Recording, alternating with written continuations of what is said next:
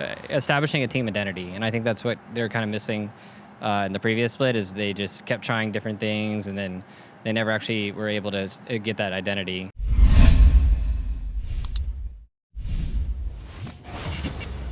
Well, it's the end of quarterfinals weekend. I'm joined right now by the coach of FlyQuest, Saintvicious, with coverage presented by OmniSlash.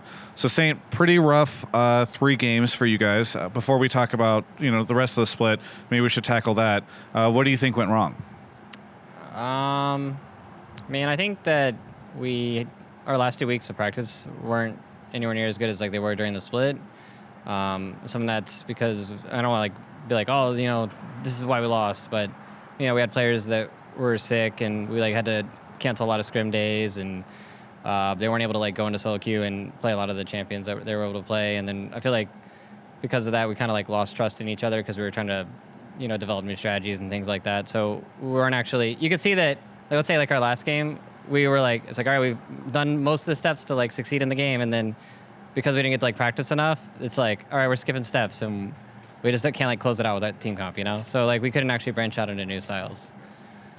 There was an interesting thing where we saw the exact same draft in game 2 as we saw in game 1.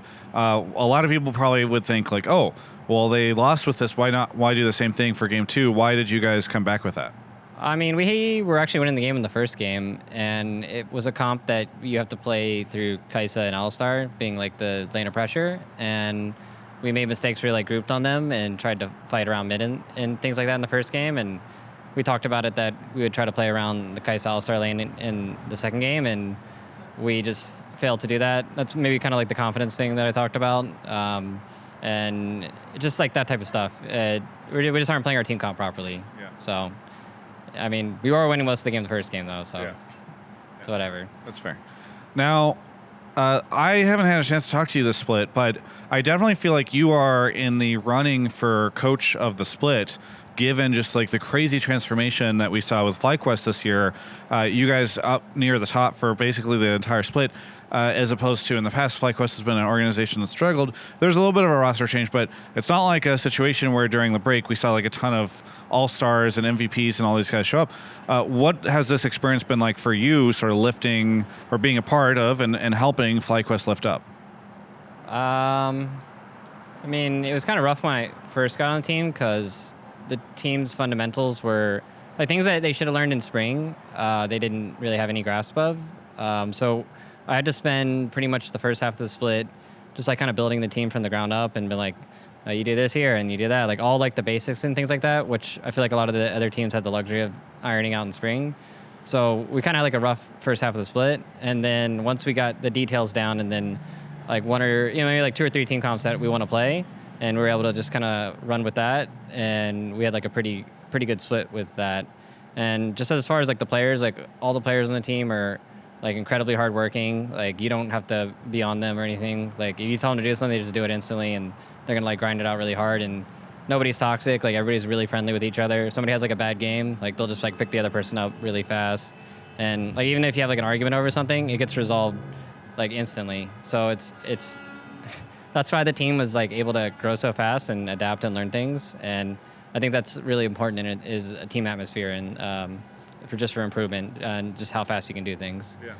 Yeah. What do you think it was? Was it just that dedication to the grind that allowed the guys to climb up the LCS ladder so much? Yeah, they all worked hard. But these are all veteran. Well, there's 3 really, or even 4 if you want to include Santorin, really veteran players on the team. So it's not you go on a team and you just forget everything. You know what I mean? Yeah. It's just a matter of how your team wants to operate. What lane you want to play through, how you want to path for your jungle. It's just establishing a team identity, and I think that's what they're kind of missing in the previous split. Is they just kept trying different things, and then they never actually were able to get that identity. Every good team has an identity. TL is the play through bottom. 100 Thieves is we're gonna do nothing and try to win a team fight. And I just think that we kind of got our identity, and we were trying to branch out from there near the end, and we just didn't really have enough time to do it. Yeah. So what's next for you? Me? I don't know. I'm going to go into off-season, try to decompress, see my family, probably vacation with my girlfriend. Probably do a team thing or whatever. Maybe I'll go take a road trip to Joshua Tree or something. Oh, that's cool. Yeah, I think like it's important for a team to kind of have like life experiences outside of the game, where it's not just like, well, that's our split. See you guys later. Like flames off to Korea. You know, that's what's like happened a lot of times. Like when I was on Dignitas or any of those type of teams, it's just everybody goes their separate ways, and then it's like, what the hell just happened? You know? Yeah, there's no resolution or anything. Yeah, there's no resolution or anything. So I think it's important that, at least as a coach for me, it's important to like make sure you build good people and you give them good life experiences as well. So. Very good. Well, is there anything that you would say to any of the fans out there, FlyQuest fans, Saintvicious fans?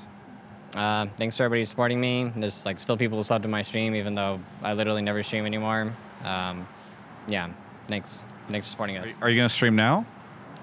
Probably not that much. I'll stream. Well, you were streaming WoW the other day, right? Yeah, but I don't know. Maybe since I'm going to be off season, I'll probably be really bored and I'll stream. But yeah, I'll probably stream WoW or something. I don't know. We'll see. We'll catch you on the stream.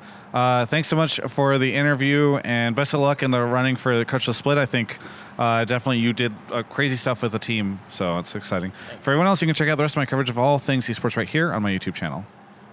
And for more League of Legends coverage, you can catch all of my content here on my YouTube channel, thanks to coverage presented by OmniSlash.